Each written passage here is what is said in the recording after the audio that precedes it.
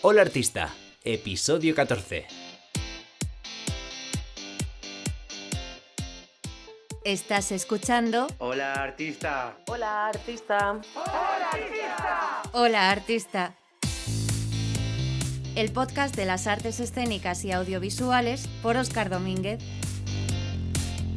Escúchanos a través de Apple Podcast, Google Podcast, iVoox y Spotify. Te doy la bienvenida a Hola Artista, el podcast de las artes escénicas y audiovisuales. Yo soy Óscar Domínguez, actor, cantante, director y coach de actrices y actores. A Hola Artista vamos a invitar a personas expertas, amigas, docentes y gente que admiramos a intercambiar impresiones sobre temas que nos interesan o nos preocupan.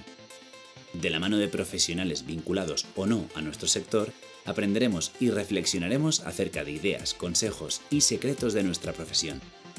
Queremos recalcar que aquí no encontrarás verdades absolutas y que este podcast parte desde nuestra experiencia completamente personal y la de nuestros invitados.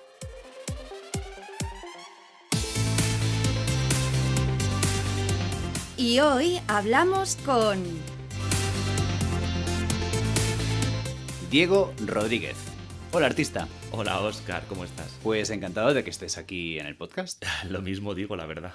Cuéntanos quién es Diego Rodríguez o quién eres tú. Gracias, es que hoy lo de decir Diego Rodríguez es hablar en tercera persona y es feísimo. Esto es de persona un poco... pero bueno, yo soy Diego y soy actor, cantante y bailarín. Me he dedicado sobre todo al teatro musical desde hace casi 15 años. Y ahora mismo estoy estudiando también producción de espectáculos en vivo por todo esto de la pandemia y porque soy un estudiante incansante y soy profesor de historia del teatro musical también. Bueno, ¿y de qué hemos venido a hablar hoy? Pues lo que me gustaría empezar aclarando que no soy ningún experto en este tema, en homofobia, que más bien soy solo como un actor que siempre he sido visiblemente gay y siempre me ha interesado que eso no estuviera escondido, que fuera parte de mi realidad y de quién yo soy y de mi profesión. Y me interesa mucho reflexionar sobre estos temas para que avancemos como sociedad, ¿no? Y bueno, lo que sí es que creo que me siento parte de un colectivo poco representado. Desde que hace 5 años tengo una relación con dos personas, una relación que se entiende como no convencional, por llamarlo de alguna manera. Y entonces he empezado a interesarme por otras realidades de personas que quizá también se sienten poco representadas o que no se las entiende como parte de la sociedad, como parte de la normatividad. Porque yo siempre que he vivido en una gran ciudad, bueno, pues en los últimos años lo gay se ha entendido mucho en nuestra sociedad, nos podemos casar, hemos vivido una serie de cosas que nos han hecho como ciudadanos de primera categoría. Y entonces en el momento en el que empecé a tener una relación no convencional me di cuenta de que esas personas, y hay muchas otras personas que a pesar de que lo gay o lo LGTB o lo LG más bien está muy asimilado por la sociedad, todo lo demás, lo TBQ+, no está tan aceptado. Y entonces me he interesado por todas esas realidades y creo que es importante que hablemos, que reflexionemos y que lo comentemos en todos los foros posibles. Y también pienso, ¿no?, que sobre todo para dar voz a esas personas que no viven, pues eso, en grandes ciudades donde puedan tener ese espacio de expresarse libremente, ¿no? Y que deben tener acceso a unos referentes que lo iremos avanzando más adelante, ¿no? Para que también se sientan representados por nosotros y nosotras, ¿no? Sí, es maravilloso que podcast como este o todo lo que se está haciendo en la ficción o pues lleguen a través de internet y a través de a personas en cualquier punto del planeta que quizá no están en contacto con este tipo de realidades que vivimos en las grandes ciudades, que se viven menos quizás en otros lugares y que eso llegue pues a personas de todo el mundo, ¿no? Y sientan que pertenecen, que creo que es a lo que aspiramos mucho las personas en nuestra vida, que es sentir que pertenecemos en el mundo, que estamos aquí para algo, para estar en una comunidad y que estemos en el punto del planeta en el que estemos, sepamos que hay personas como nosotros en algún sitio. Eso me parece fundamental. Estoy muy de acuerdo. Hablábamos con Marta Arán en el episodio 13 que vivimos en una sociedad machista y que eso se traduce en que tengamos actitudes machistas. ¿Cómo nos repercute el machismo a las personas que formamos parte del colectivo? ¿Todavía existe el estigma a lo gay? A ver, en este caso, más que decir que la sociedad es machista, que sí que lo es, obviamente, o heteronormativa, ¿no? Además de machista, pero creo que es mejor hablar, que hablemos de cómo está construida la sociedad, ¿no? De que la sociedad no es de tal manera, sino que yo siempre intento ir a reflexionar sobre los porqués de las cosas, más que sobre poner la etiqueta, ¿no? Entonces creo que la sociedad está construida sobre unos preceptos de lo que se supone que es normal y lo que es admisible. Y creo que es importante que como sociedad reflexionemos que lo más frecuente, o sea, lo que entendemos como normal, porque cuando decimos normal nos referimos a lo más usual, no nos referimos o sea, a lo que genera una norma. Bueno, para empezar, la palabra normal, por ejemplo, en New York Times como adjetivo está prohibida. No se puede usar la palabra normal, porque lo que es normal para el que escribe igual no es normal para el que lee. Por lo tanto, a no ser que te refieras a una norma, no deben utilizar... No, creo que estaría guay que desterráramos el adjetivo normal. Entonces, utilicemos lo más usual o lo más frecuente, ¿no? Pero lo más usual y lo más frecuente no es lo único válido o admisible. Entonces ahí entramos con conceptos que son más interesantes. Entender que la sociedad está construida sobre lo que es más usual. Y eso es lo que determina lo que es admisible o lo que es válido. Entonces, si encajas en esas normas, en esa usualidad, por usar una palabra extraña, ¿no? Genial. Pero si no, entonces tienes un problema. Y entonces eres tú el que tienes que adaptarte a eso que es lo más usual. Eso siempre y cuando la sociedad entienda que lo que tú eres es admisible en ese modelo que se ha construido, porque si ni siquiera es admisible, o sea, si está tan en los márgenes de lo usual que ni siquiera puedes formar parte, pues ya es que ni intentes formar parte, porque estás completamente fuera, ¿no? Ni siquiera tienes cabida. Así que sí, todo esto afecta a las personas que formamos parte de colectivos diferentes, porque más que hablar de homofobia o de bifobia o de transfobia, habría que hablar de fobia a la diversidad, fobia a lo diferente, a cualquier cosa que sea diferente. Y a ver, yo honestamente no hay cosa que me dé más pena que encontrarme con gente que no entienden que lo diverso es mucho más hermoso y humano que lo que es siempre igual o que lo que es siempre usual. En cuanto a lo que me preguntabas del estigma a lo gay o lo que mencionabas del estigma a lo gay, creo que hemos avanzado mucho en eso en nuestro país, sobre todo en las grandes ciudades, pero también te digo, yo como actor he estado de gira y me he dado cuenta de que en otras ciudades no tan grandes como Madrid o Barcelona se ha avanzado muchísimo y que bueno, se vive mucho mejor que se vivía antes. Creo que tenemos un país, ha salido el otro día la noticia de que España es el segundo país más inclusivo del mundo, me parece. Así que bueno, no estamos tan mal, aunque podríamos estar mucho mejor. Pero también creo que esto es porque los hombres gays, sobre todo los hombres cis gays, nos hemos asimilado divinamente en la sociedad heteronormativa. Y que conste que esto no es una crítica, que es lógico que haya sucedido así, porque me parece que es la manera de poder penetrar en el sistema y cambiarlo desde dentro, asimilándote y para que te permitan formar parte de él. Así que, bueno, creo que esto ha tenido una gran importancia, que los hombres cis gays hemos intentado pues parecernos a nuestros referentes, a nuestros padres, a la sociedad que ya estaba construida, a lo usual que veíamos en esta sociedad. Hemos intentado construir parejas y familias, modelos familiares que seguían la heteronormatividad. De esto, bueno, vamos. Diego va haciendo un resumen de todo, va avanzando información que va a ir saliendo durante todo el episodio. Me enrollo muchísimo. Pero no te preocupes, Diego, porque yo esto le pego unos 4 cortes y ya está, no te preocupes. No lo van a notar mucho los oyentes. Vale, ok. Claro, hablando de representación, ¿no? ¿Cómo se nos representa en la ficción actualmente? Y centrándonos en España, en la ficción, ¿crees que ha habido una evolución? Hombre, vamos a ver, creo que mentiríamos, Óscar, si dijéramos que no ha habido una evolución en la representación de lo gay en la ficción. O sea, evidentemente sí, ha habido una gran evolución y la sigue habiendo. Es importante que hemos dejado de ser los asesinos, los personajes gays han dejado de ser los asesinos, los drogadictos, los amigos súper simpáticos de la protagonista, no sé, todos esos personajes así como histriónicos o en el límite siguen existiendo, pero hemos dejado de ser esos personajes. Aún así creo que tenemos que seguir luchando porque haya una representación más fiel y más variada y sobre todo menos estereotípica y que se centre menos en las preferencias sexuales de los personajes. Quiero decir, que un personaje sea gay porque es gay y ya está, o hetero porque es hetero, pero que sea empresario o que tenga una ruptura. Entonces estamos hablando de que le pasa algo a una persona que es gay, pero que eso no sea el foco del asunto, ¿no? Del tema.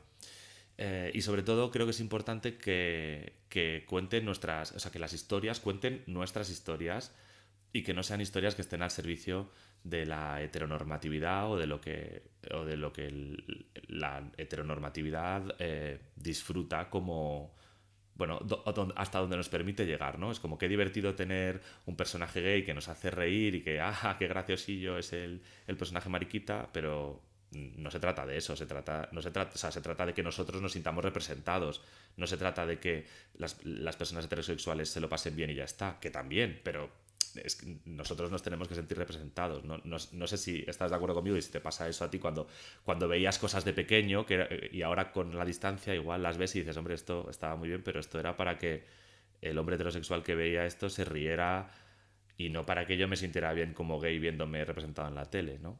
Totalmente, o sea, yo creo que nos hemos movido, sí que es verdad que hay cuestiones machistas, ¿no? Lo que comentábamos antes, en cómo nos hemos diluido, a lo mejor, en la sociedad y que ese modelo de el mariquita bufón que hace reír a la esfera heterosexual, pues como que la hemos ido dejando poco a poco, aunque yo creo que todavía no la hemos acabado de soltar, eso personalmente.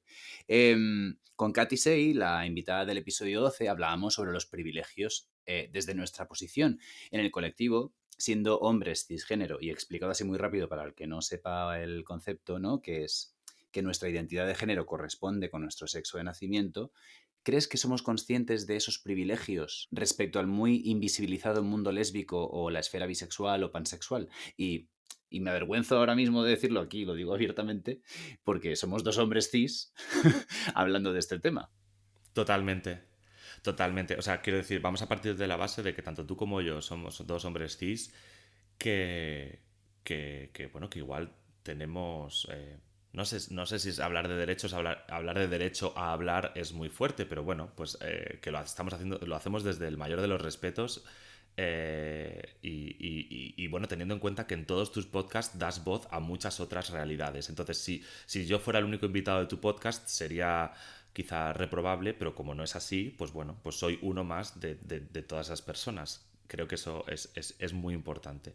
En cuanto al concepto de privilegio, que es de lo que estábamos hablando, bueno, creo que es un concepto que es hoy por hoy todavía muy novedoso en nuestro país y en nuestra realidad. Creo que hay mucha gente que todavía no está expuesta al concepto privilegio por distintas razones, por la historia de nuestro país, por muchas razones, ¿no? Porque todavía porque en muchas ciudades estamos empezando a convivir con otras etnias, otras realidades, otras culturas, y eso es lo que te hace darte cuenta del privilegio, ¿no? Creo que no somos conscientes del privilegio que tenemos. Creo que todavía nos colocamos, los hombres cis gay, nos colocamos muchas veces como víctimas, que obviamente lo seguimos siendo, ¿vale? O sea, sigue habiendo agresiones a hombres gays constantemente, pero también pienso que los hombres cis tenemos una posición de tremendo privilegio en comparación con otros colectivos, porque aparte yo creo que en la pirámide del privilegio el hombre cis heterosexual está en la cúspide, obviamente, pero hoy por hoy el hombre cis gay está solo un escalón por debajo, y por debajo de nosotros está cualquier mujer,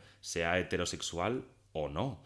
Eh, Así que, no sé, quizá los hombres cis gays deberíamos ser un poco más conscientes de nuestra tremenda posición de privilegio, no solo por ser hombres cis, sino por otras cosas, sino por ser occidentales, por ser europeos, por vivir en una gran ciudad. O sea, somos tremendamente privilegiados, y debemos ser conscientes cuando nos relacionamos con otras personas de otros colectivos dentro de estas siglas de LGTBIQ+, ¿no? O plus, debemos ser conscientes de nuestra tremenda posición de privilegio en comparación con las personas bisexuales, por ejemplo, o con las personas trans. Eh, y rebajarnos y bajarnos un poquito, ¿no? Los humos en ese sentido. Aún así, creo que ser gay nos sitúa en un lugar de gran vulnerabilidad, pero bueno, eso, que hay otros colectivos mucho más vulnerables. No sé, creo que ser hombre gay cis asimilado en una gran ciudad hoy un trabajo, no sé, una posición con un buen sueldo, o sea, es un tremendo privilegio. Esta es mi opinión, hay gente que igual no la comparte, pero creo que estaría genial que... Yo es que estoy completamente de acuerdo. Yo creo que ya es momento de dar espacio a los que, ¿no? En plan, bajarnos un poquito ya del pedestal y decir, hey, vamos a ayudar a levantar este otro discurso que viene detrás, ¿no? Con Katy también hablábamos en el episodio 12 sobre la falta de referentes negros en España cuando ella era pequeña.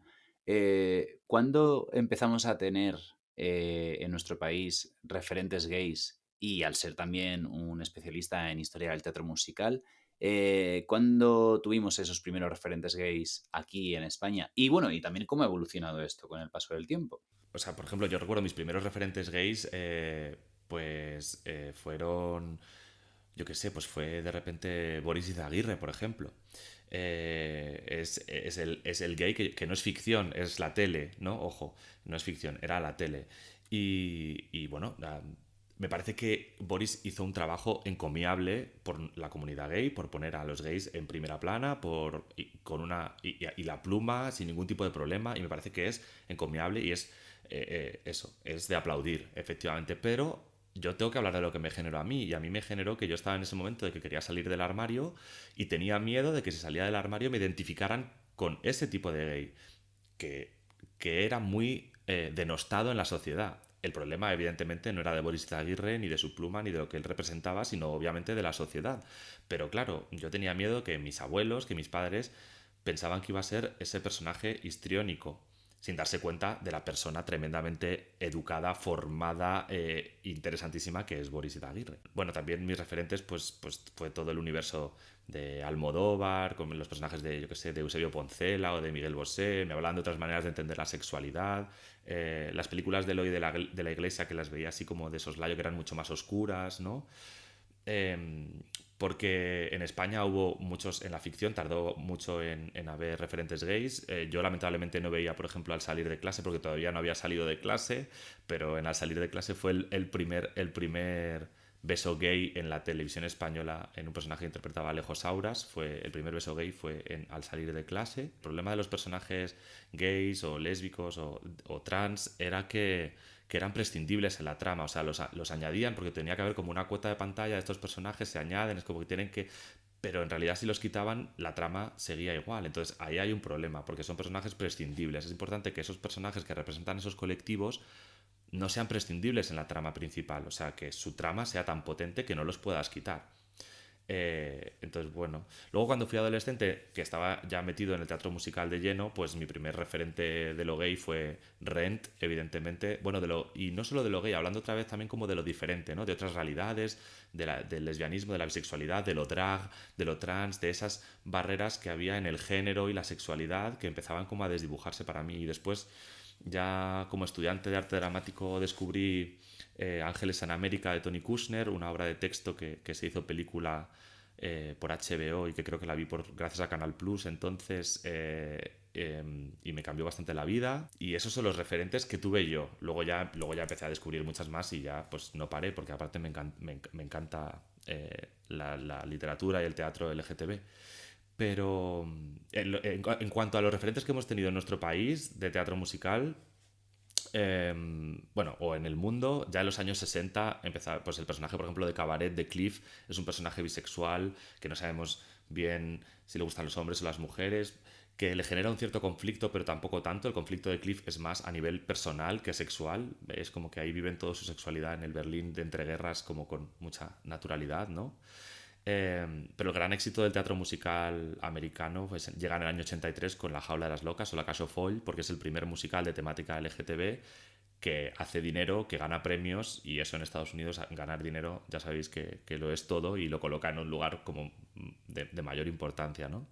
Pero en España hemos podido ver muchos musicales de temática LGTB. Ya en los años 90 se estrenó un musical bastante potente en cuanto a las relaciones de pareja, que se llama Falsetos, que habla abiertamente de la homosexualidad, por ejemplo. Y se ha representado Rent en España también, y en Barcelona se han representado musicales como Bear o como El despertar de la primavera, o hace poco se hizo Fan Home, basado en la escritora lesbiana Alison Bechdel. Y bueno, aunque creo que en los últimos años es importante recalcar, para mi gusto, un personaje gay muy bien, muy interesante, porque añade a la trama, no se centra solo en lo gay, no es un personaje oscuro, es el personaje del amigo de Billy Elliot en el musical Billy Elliot, que en fin, que vive su sexualidad de una manera muy blanca, muy limpia, muy abierta, muy sana, Y bueno, gracias a que ha tenido además muchísimo éxito en cuanto a la taquilla, pues esa historia ha llegado a muchísimas personas que han venido a Madrid, como hablábamos antes, de otras provincias, donde a lo mejor no tienen tanto acceso a estos tipos de representación y de ficción, y eso es muy importante. Tal cual. ¿Piensas que la falta de referentes o unos referentes estereotipados para el colectivo también ha podido condicionar los tipos de relaciones que tenemos al intentar amoldarnos al patrón heteronormativo? Sí, claro. O sea, desde luego, como hablábamos antes al principio del programa, todas intentamos encajar, todas queremos pertenecer a un colectivo, a una sociedad, todas queremos pertenecer, ¿no? El concepto este en inglés de belong, todos queremos pertenecer a algo. Y para ello la gran mayoría hemos optado mucho tiempo por asimilarnos, lo cual, pues, como decíamos antes, es lógico, ¿no? Mantener relaciones como las que tenían nuestros padres, formar familias como las que veíamos a nuestro alrededor y en la ficción, obviamente. Y no sé, quizás si esos referentes hubieran sido más diversos, ¿no? Si no se nos hubiera presentado a las madres solteras como algo negativo, por ejemplo, pues hubiéramos entendido que hay muchos tipos de relaciones posibles. Se me viene a la cabeza, por ejemplo, la creación de un musical que parece completamente inocuo, completamente blanco, completamente comercial, como es, por ejemplo, Mamma Mía, que es la historia de una madre soltera con una hija que tuvo, oye, una noche de pasión o unas noches de pasión y no sabe muy bien cuál es el padre de su hija. Pues Mamma Mía es producto de una autora que era madre soltera a finales de los años 90 y que quería escribir algo que hablara de una forma alegre, feliz, positiva sobre el ser madre soltera porque no lo veía en la ficción. Todas las madres solteras eran luchadoras, sufridoras, eran castigadas por la sociedad y ella quería escribir algo mucho más amable y mucho más que tuviera que ver con la relación madre-hija y que no culpabilizara a la mujer por haber tenido una vida sexual activa y feliz durante un verano de su vida, ¿no? Y a la vez, Mamma Mía es un referente sin que nos demos cuenta de que eso puede ser así, en tono de comedia, en tono de jukebox musical, en fin. Pero en la génesis de la función está todo esto que te cuento. Claro, relacionado con esto hay muchas tipologías de pareja o de formatos de familia que existen tanto dentro del colectivo como fuera. Pero, por ejemplo, ¿crees que a día de hoy se puede representar una relación de pareja no normativa o una relación abierta en la ficción sin que esto tenga un pozo católico, al menos en este país? Bueno, creo que en nuestro país... A ver, creo que en nuestro país es difícil desligarse de ese pozo, la verdad. Creo que lo tenemos muy inculcado todas y todos, incluso aunque no seamos católicos ni practicantes, o sea, está en nuestra cultura, en nuestra idiosincrasia, ¿no? Pero también creo que tal y como está la ficción en España hoy por hoy, sí que es posible, ¿por qué no? Estamos viendo que en la ficción de otros países, en series como ¿Por qué matan las mujeres? O como Trigonometry, donde aparecen modelos de relación no convencional de más de dos personas. Pero creo que ya hay muchísimas series y películas que tratan las relaciones abiertas, porque creo que en ese sentido sí que estamos avanzando mucho, en el sentido de que muchas hemos entendido ya que la monogamia es solo una opción más y no solo la única opción para ser felices en nuestras relaciones, ¿no? Pero bueno, también creo que nos falta mucho camino para sacarnos de la cabeza todos estos referentes de los últimos 50 o 60 años y que tenemos que seguir representando estas realidades en las películas y en las series y en el teatro. Y sí que creo que muchas veces las relaciones de pareja no normativas o de tres pues todavía llevan añadido ahí, llevan una cosa como de oscuridad o de que hay un personaje que no está bien o de que quiere, yo qué sé, pues eso, ¿por qué matan las mujeres? Hay un trimón, hay como una relación de tres y una de ellas intenta acabando matar a los otros dos. Es como de, bueno, no podemos representar una relación no normativa que les vaya bien y que no haya ninguna persona desequilibrada en el trimonio, ¿sabes? Porque habemos trimonios con gente que no estamos desequilibrados en la realidad, ¿sabes? Pues sí, pues sí. Sin saber que eres tú, la invitada del episodio anterior, Marta Arán, te ha dejado una pregunta. Qué nervios. Vamos a escucharla. ¿Tú cuando lees una obra de teatro, sin saber quién es el autor, piensas que lo ha escrito un hombre o una mujer o no lo piensas nunca? Cuéntanos, Diego. Bueno, pues la verdad es que creo que nunca he leído una obra de teatro sin saber quién es el autor o la autora, así que es complicado. Pero si así fuera, que sí que a veces he leído textos que te pasan en clase o textos que no sabes de quién son, la verdad es que yo como actor no es algo que me plantee de entrada, porque yo lo que voy a es a buscar las voces de los personajes y voy a buscar las realidades que hay ahí. Y entonces creo que es después cuando descubro, muchas veces al revés, me sorprendo de que yo pensaba a lo mejor que lo había escrito una mujer y era un hombre, o viceversa. Entonces, honestamente no me condiciona. Me gustaría hacer el ejercicio más a menudo, porque en general siempre sé quién ha escrito la obra de teatro que estoy leyendo. Y creo que es un ejercicio interesante que debemos hacer. Hombre, es que Diego Rodríguez es muy apasionado de su profesión y, vamos, dudo muchísimo que vaya a ver un musical sin saber la ficha técnica entera de ese programa de mano. Bueno, eso es decir mucho, pero sí que creo, pero sí que creo firmemente en que cuando leemos algo, cuando interpretamos algo, cuando trabajamos en algo, tenemos que saber quién ha escrito las cosas y quién ha participado en el proceso creativo, por amor de Dios. Básicamente porque el teatro es el cine es un trabajo en equipo. Entonces no es solo el actor que representa la función, es el actor que representa la función, el coreógrafo que la ha coreografiado, o la coreógrafa que la ha coreografiado, la directora que lo ha dirigido, el compositor o la compositora que lo ha escrito, en fin, es un trabajo en equipo. Entonces, claro, hay que saber quién ha escrito las cosas, señoras y señores. Aunque propongamos, ¿no?, hacer un ejercicio de vayamos a ver un espectáculo sabiendo, ¿no?, quién es el autor o el director y miremos si ha habido esa distancia entre, ¿no?, entre su identidad de género, su orientación sexual, sobre todas estas esferas que estamos comentando, ¿no? También de lo racial, cómo se cala ese pozo dentro de la función. Sí, muy interesante. O sea, quiero decir, a mí ayer mismo me pasó que fui al teatro y estaba viendo una función y conocí a varios de los intérpretes o a varias de las intérpretes que estaban interpretando personajes no normativos o personajes gays o personajes heteros, y que yo me estaba planteando, algunos sí que conocía cuál era su sexualidad en la vida real, porque les conozco como personas, pero otros no, y estaba pensando, y esto igual no es positivo, pero igual estaba pensando cuál era la sexualidad del actor real que estaba interpretando a ese personaje. ¿Sabes? Es como de, ay, pero si este actor es hetero, ¿por qué está haciendo de gay? Hay un punto en el que yo también estoy abogando por un teatro que se asemeje mucho a la realidad. O sea, me interesa mucho ver las historias de personas de verdad puestas en escena, porque creo que eso es lo que el teatro nos puede ofrecer, que no nos puede ofrecer ningún otro medio expresivo. Entonces, bueno, yo ahí ahora mismo tengo ciertos conflictos, ¿no? Con el actor y el personaje, pero esto es una cosa mía que es como más compleja, que no es de este podcast.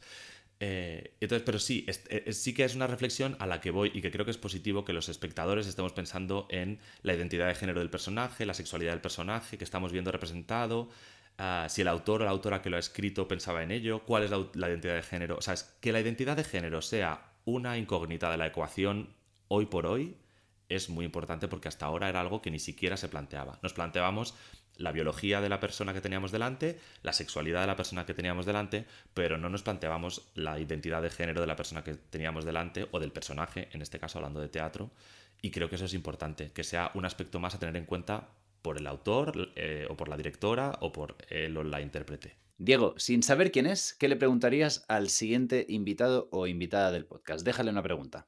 Si tuvieras que dirigir o escribir o crear una función de teatro donde los personajes fueran tremendamente binarios y tuvieras un intérprete o una intérprete que se definiera como no binario, ¿cómo crees que afrontarías la situación? Pues ahí queda esa pregunta.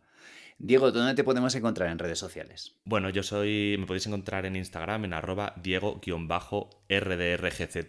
y en Twitter con el mismo nombre. Pues dejamos los enlaces en la descripción del episodio y nos despedimos de Diego. Muchísimas gracias. Muchísimas gracias a vosotros por invitarme, y a ti.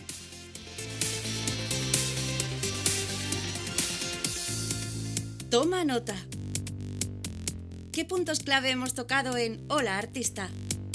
A pesar de que vivimos en una sociedad que estructuralmente tiene fobia a lo no normativo y que todavía nos queda mucho por hacer, en el caso de las personas con orientaciones sexuales diversas nos hemos ido asimilando en las últimas décadas y cada vez tenemos una representación menos estereotipada en el sector.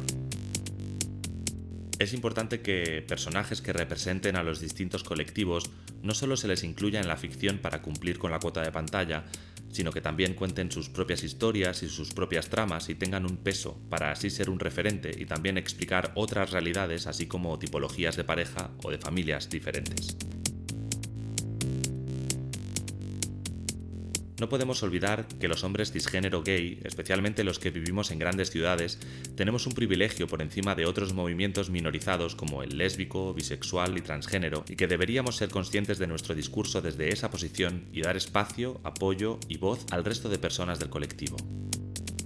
Hay que poner atención al machismo y a la fobia a la pluma, ya sea masculina o femenina, especialmente entre nosotras y nosotros, y atender a otros discursos que desde nuestra posición de privilegio podemos estar desatendiendo, como es la fluidez de género, por ejemplo.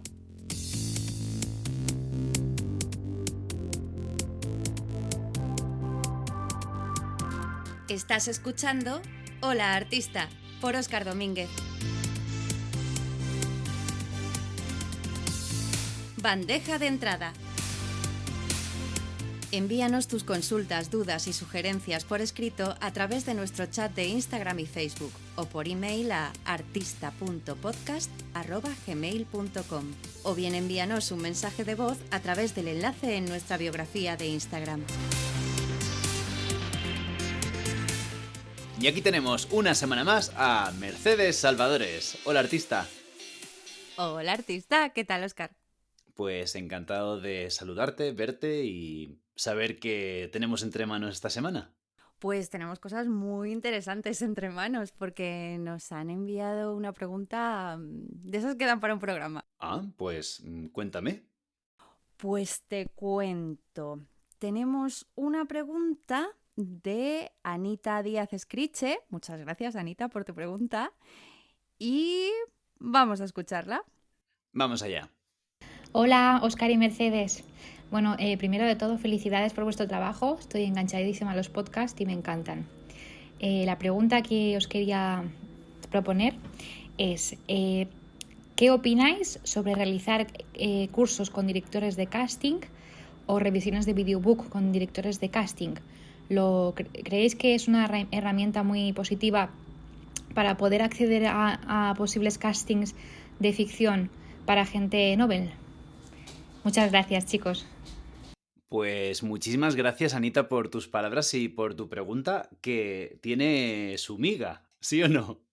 Sí, ya te digo yo que esta es de las que daría para un programa entero, porque esta es la pregunta, ¿no? Es la discusión que tenemos muchas veces entre compañeros y compañeras.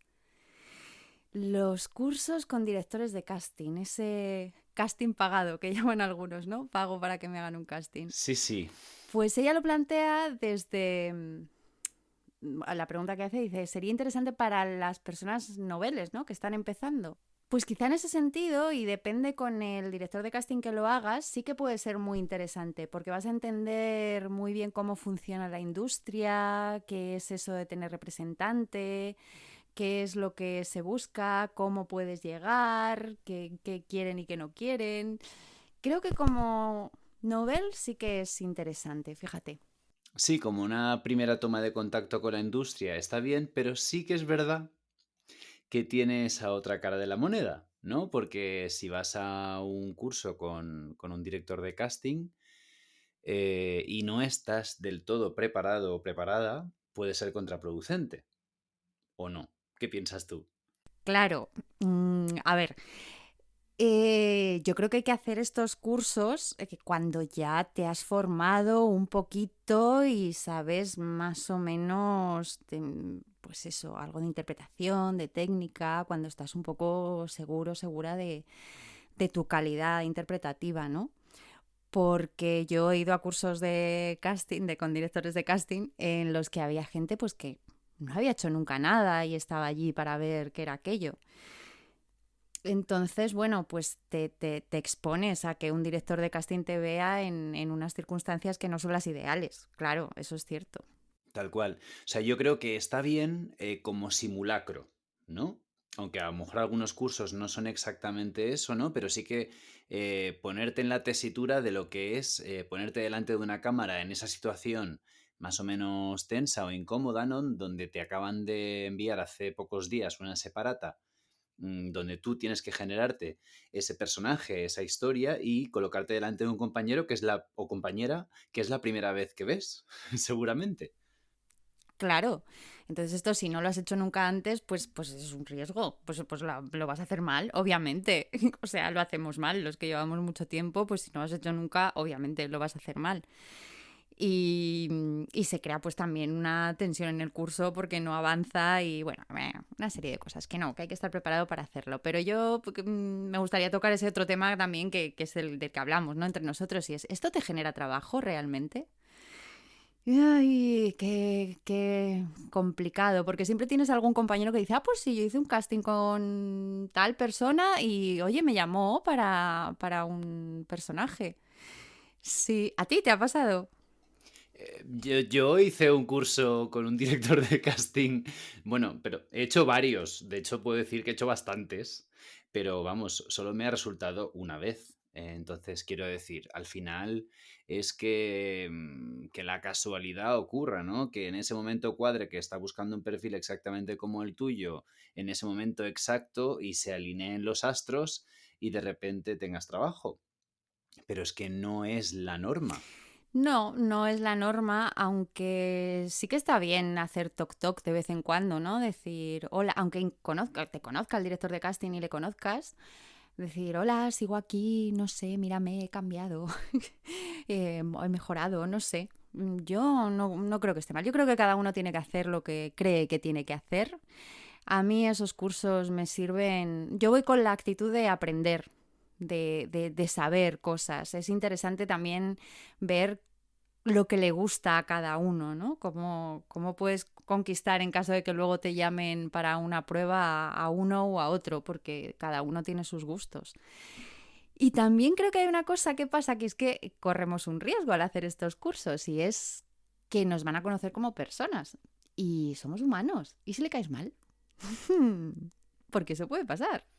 Claro, es que sí, es complicado. O sea, no voy a especificar nombres, pero sí que es verdad que yo tuve ahí una diferencia personal con una directora de casting después de un curso, que de hecho el curso fue muy bien, pero a posteriori hubo ahí un pequeño conflicto. También, por lo que comentabas tú, el tema de adaptar el material. No, ojo, ojo. No, el material no. Sí te llaman para una prueba en algún momento. Ajá. Porque, a ver, sí que es verdad que cada director o directora de casting te dice unas recomendaciones que más o menos se están estandarizando, pero que si 1 minuto de videobook, que si 2 minutos de videobook, que si 3 minutos de videobook, que si escenas grabadas con el móvil, que si escenas grabadas a nivel profesional, que si cortes de cosas que has hecho en tele, que si publi no, que si publi sí. Entonces es como, ¿pero qué quieres que haga? Pues eso, cada uno una cosa. Y luego todos en general y todas te dicen, a mí me da igual, pero si tenéis móvil, ahora os podéis grabar en casa. Si la cosa es que yo os vea, que tengáis material. Y luego tú ves, porque hay un momento en estos cursos en los que se ven los videobooks de las alumnas y de los alumnos, y tú ves que no miran con los mismos ojos los que tienen un buen videobook, que han grabado decentemente, o que tienen escenas de ficción en el videobook, no lo miran igual que alguien que tiene un videobook cutrillo que no se oye bien. Entonces se contradicen un poco ellos también. Sí, es complicado. También, bueno, creo que lo comentamos en alguna otra bandeja de entrada, ¿no? Que este tipo de cursos, por ejemplo, en Estados Unidos no están bien vistos, ¿no? Pero aquí como que se está normalizando como una cosa habitual. Pero al final yo creo que la frase resumen de esto es que todo el mundo tiene que comer. Entonces se ha generado como una necesidad, ¿no? Hacer este tipo de cursos para que los directores o directoras de casting te conozcan, pero sí que es verdad que recibe muchos mails con material nuestro a diario seguramente, y que ese esfuerzo que hacen en los cursos también lo pueden hacer desde sus casas u oficinas, ¿no? Entonces, yo creo que es interesante simplemente para ponerte las pilas, ¿no? Para ponerte en esa situación de estrés, entre comillas, que te puede generar enfrentarte a una separata, a una escena así por primera vez, a un monólogo incluso, ¿no? Y luego el tema de revisar material, que esto sí que es nuevo, que hay directores y directoras de casting bueno, que ofrecen servicios de revisión de material. Sí, y en los cursos, al menos en los que yo he hecho, se hace también ese momento de, vamos a ver tus fotos, tus redes sociales, tu videobook. Y es interesante ver cómo lo ven ellos, ver, pues eso, que nunca ven un videobook entero, que van saltando para ver los distintos perfiles que das en el videobook y para ver todas las cosas que tienes. Es interesante verlo. O pues en el último curso que yo hice nos pedían eso, vuestro Instagram, vuestra red profesional, y entonces veías que se ponía a mirar y tal de una chica en concreto, ¿no? Y otra chica le preguntó, ¿qué buscas? Y dice, pues si veo el cuerpo, pues si sale en alguna foto en bikini o si tiene algún vídeo que yo pueda ver. Entonces, saber estas cosas está muy bien y esto yo no lo sabría si no hubiera ido a un curso. O sea que siempre sacas información. No creo que esté mal, creo que cada uno tiene que hacer lo que cree que tiene que hacer y ya está. Yo también con otro director de casting, pues... claro, trabajas, ellos te ven trabajar, no solamente vas con lo que tú tienes preparado, sino que ellos te dirigen, te piden cosas y ven cómo tú funcionas. Y que no es lo mismo que mandar un self-tape, que ya está hecho. Ellos te piden cosas y ven si eres capaz de incorporarlas y con cuán rápido las incorporas, ¿no? Y eso también es interesante porque ellos cuando te venden te van a poder decir... Trabaja muy bien, me pasó con este director de casting, te he presentado un proyecto, pero te estoy defendiendo porque sé cómo curras, porque tal. Entonces, sí, tienen su lado bueno, pese a que yo tampoco los termino de ver bien, pero tienen su lado bueno. Sí, yo, por ejemplo, he oído hablar mejor de los cursos con directores y realizadores, que son las personas que se enfrentan a nuestro día a día si trabajas en ficción televisiva, ¿no? Porque son las personas que te van a dirigir y muchos y muchas de ellas están formados y formadas para dirigir. Entonces, yo creo que también esos cursos son, a mi parecer, más interesantes, sobre todo para las personas noveles, ¿no? Que es lo que comentaba Anita, ¿no? Que si quieres aprender algo de cámara, pues ponte mejor con un director o realizador, que también existen esos cursos.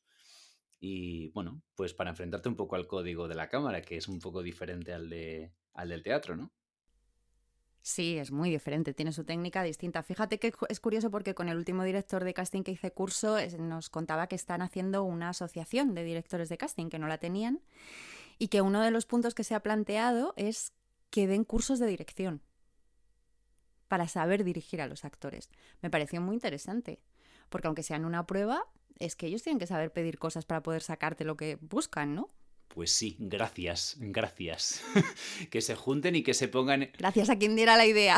Que se pongan en común, gracias, y que se pongan de acuerdo. Mira, yo por experiencia también creo que lo mejor para el material de cada uno, que creo que lo hemos hecho todos, es juntarte con compañeros a los que admires, que tengan talento para grabar escenas juntos y que escribir cosas juntos, ¿no? Que nos demos feedback entre todos y también con otros compañeros que tienen más experiencia que tú en el sector, pues mirar su material, asesorarte un poco, ¿no? Dejarte aconsejar y dejarte también que revisen tu material y que te echen un cable, ¿no? Para ir orientándote en ese camino, porque al final tenemos más recursos de los que pensamos, pero a veces no damos el paso, ¿no? A enseñar ese material que a veces nos pone en una tesitura un poco vulnerable, ¿no? Sí, y bueno, aquello de Cenicienta que igual justo está buscando tu perfil y apareces en ese curso y te da el personaje, también pasa. Ocurre. Bueno, pues no lo sé. En cualquier caso... Que nos ocurra a todos, Mercedes. Sí, que bueno, a todos no sé si es posible, pero a los más posibles. Y en cualquier caso, mil gracias, Anita, por tu pregunta. Ya ves que nos has generado un debate que nos habría dado para 1 hora. Y los demás ya sabéis, si queréis enviar preguntas a través del enlace de Anchor en la biografía de Hola Artista en Instagram, pues podéis hacerlo, o a través de un privado en Instagram o en Facebook. Y yo aquí os espero. Si no me mandáis preguntas, yo desaparezco y me daría pena. Tengo entendido que tenemos unas cuantas en cola, así que vamos a ir respondiendo. Muchísimas gracias, Mercedes. Muchísimas gracias a ti, Óscar. Hasta la semana que viene. Gracias por escuchar Hola Artista. Síguenos en Instagram y Facebook. Si te ha gustado el episodio, compártelo en tus redes sociales y déjanos una reseña de 5 estrellas en tu plataforma de podcast favorita. Encuéntranos en Apple Podcast, Google Podcast, iVoox y Spotify. En el próximo episodio hablaremos con Violet Ferrer sobre la transfobia.